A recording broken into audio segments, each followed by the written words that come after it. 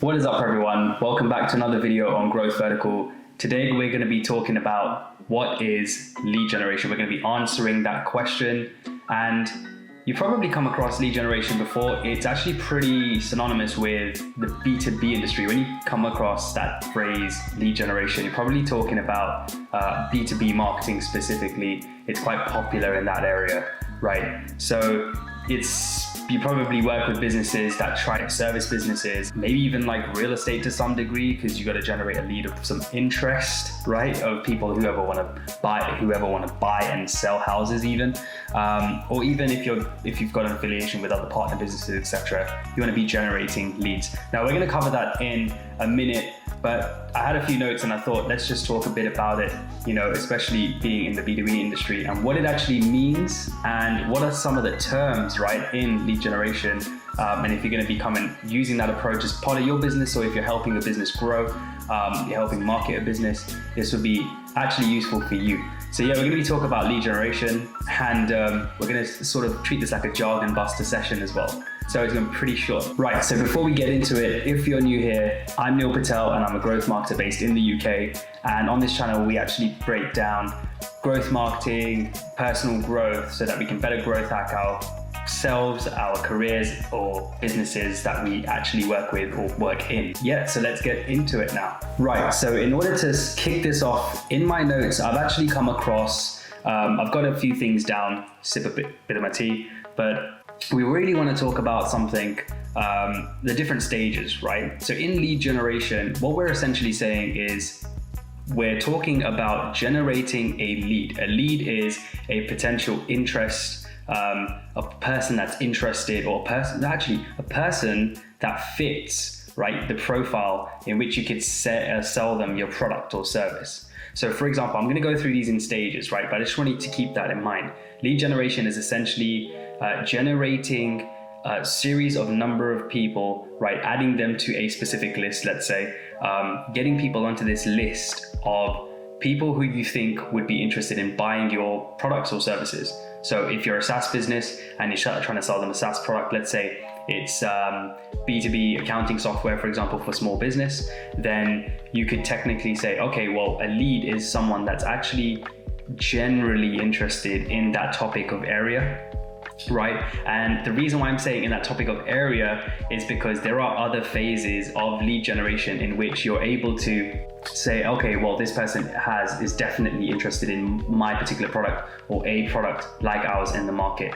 So let's start with what is a prospect. Now, a prospect, I'm going to do this based off my notes as well, because we're going to go in order. Take this with a pinch of salt, because some people use prospect as a prospect that's actually interested in your particular product, right? And usually that would separate the sales side and the marketing side. But for the purpose of this video, and we're talking about startups, right? And we usually focus on newly established startups or B2B software startups. So we're going to focus on that area as well. So at the start, I would highly recommend keep it simple. We're going to talk about prospect, right? The next phase will be lead, then MQL, and then SQL. So the first is prospect, right? We just talked about it. So it's someone you feel would benefit from your product or service. So whether that's a person at a particular company, that would be classified as prospects. So when you're sourcing potential prospective leads, right, what you're saying is that you're sourcing people, you're finding people that you think that this product or service would be beneficial to. Now, the next step from that would be, what is a lead? A lead is actually someone that has interacted with your business, and this I'm talking about in this world, in the B2B world, has interacted with your business, right? And has either downloaded an ebook, so focused on a specific touch point with the business, has had a touch point with the business, and has either converted, whether they've downloaded an ebook, showcased interest in a newspaper, has joined one of your webinars before, has subscribed to your newsletter, right, and follows all your blog posts as you send them out emails, anything like that, right? That would be someone classified as a lead, right?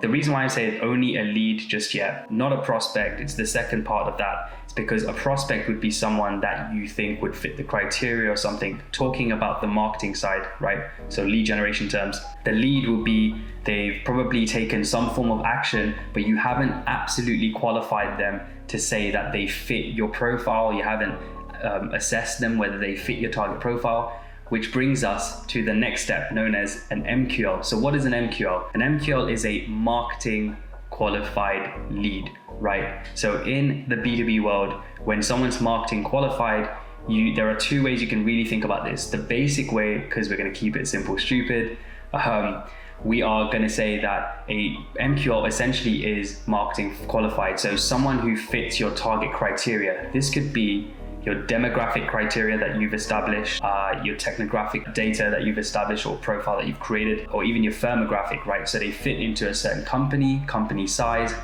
it's a person from a specific industry who work in a specific industry and works at a particular business, right? That's specifically designed to essentially make use of your product, right? You've created this product specifically for them.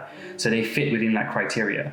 Now, for those that are actually advanced, a marketing qualified lead could also be someone who has met a certain threshold or range or score, right, of their particular activity. So who has, when in the B2B industry, I'm going to slow this down, you usually have something called lead scoring, right? And that's where you score a lead based off of their activity. So whether they've joined webinars, whether they've signed up to a newsletter, whether they've visited a pricing page, whether they've joined a demo, right, or requested a demo, all of these are a point system, and all of those specific actions that a user or a prospect takes or a lead takes, they would specifically create or increase their score over time. So when they reach a certain threshold, you can say, hey, this lead has done enough to then say, they know exactly, we're confident this lead knows a lot about the product, they've taken various steps, so let's try and get them into contact with sales. Or they fit within the target profile we've created as someone that we know will definitely benefit from our product. So now we can pass on to sales to either reach out to, or we can, if they've requested a demo, we can confidently say that we're going to pass this on to sales, and they're more likely going to be someone who fits the profile, and we just need to now convince them that we need to show them the product, and we need to convince them that they need this now, or they need this in X amount of time. The last part is actually, and I'm going to quickly just go over to my notes again, because I've got a few key points that we actually should consider for SQLs as well. And this is a sales qualified lead, right? So this is a lead that's actually passed by sales or accepted by sales. So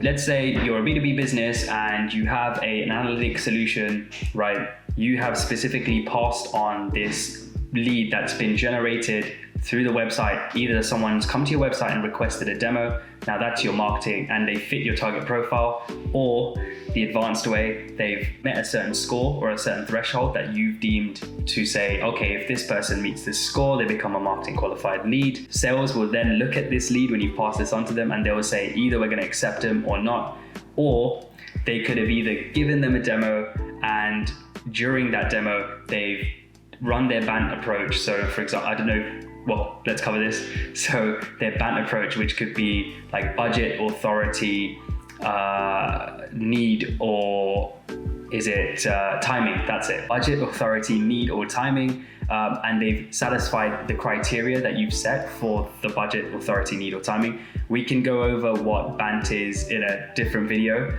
but we're going to keep this simple for this video.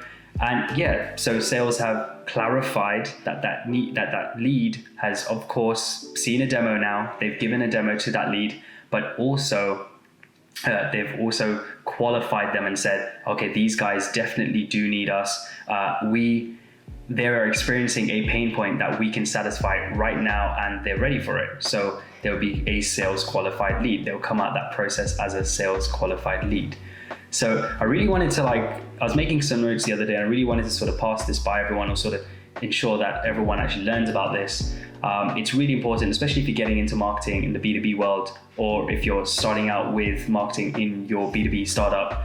And it's important to set up this simple just framework, just so you can understand exactly how leads progress from one end of the sales cycle to the other. And then once you've established what they look like as a lead, you can then look at how they can progress through the sales pipeline. So how they progress as a deal, right? This is how to actually keep it very simple. I thought we'd bust some of the jargon in the industry, but if you have any questions, do actually reach out, right? So you can actually contact me through one of the methods in the description below. I'm on Instagram, LinkedIn. You can contact me through the website, or you can even drop a comment below. So if you've got a question that you'd like to share with everyone as well, just drop it in the comment below and I'll be happy to answer that. Otherwise, if you did like this video, please do like, subscribe and share. And if you do want to see any specific videos in the future, I'm happy to consider creating a video about it based on my experience. Just drop those ideas in the comment section below and I'll definitely get back to them. Otherwise, I'll see you guys in the next video and I'll speak to you soon. See ya.